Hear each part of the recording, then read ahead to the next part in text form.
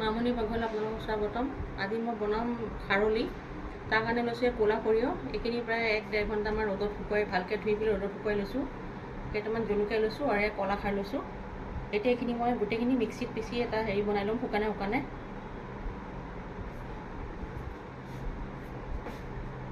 আৰু লৈছোঁ এখন কলপাতখন অলপমান সেকি পেলাই তেল সানি লৈছোঁ বান্ধিবৰ কাৰণে।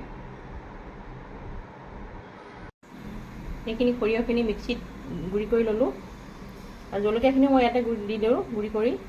এতিয়া মই এইখিনি লাহে লাহে খাৰ দি পেলাই সানিম।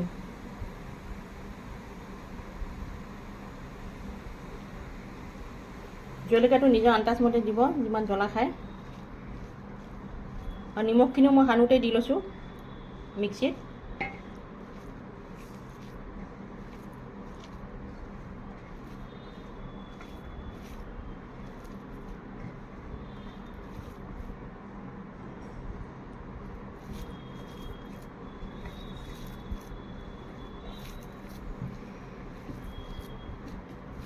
এতিয়া সানোতে ইয়াতে তেলো দি ল'ম মই।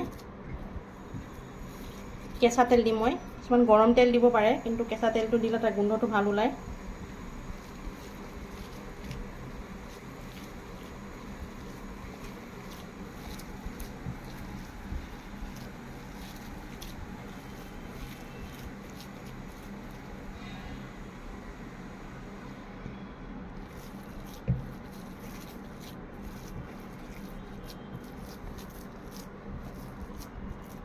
হৈ গ'ল এইখিনি।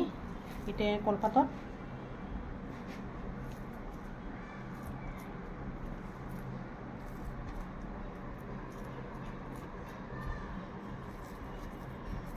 এনেকৈ লাডু কৰিম।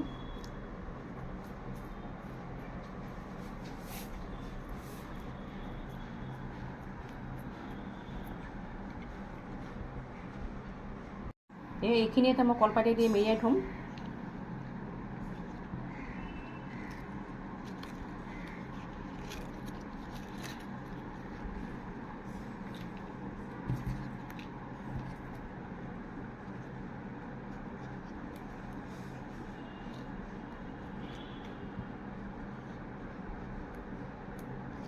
এনেকৈ 3-4 দিনমান থৈ দিলেই খাব পৰা হ'ব।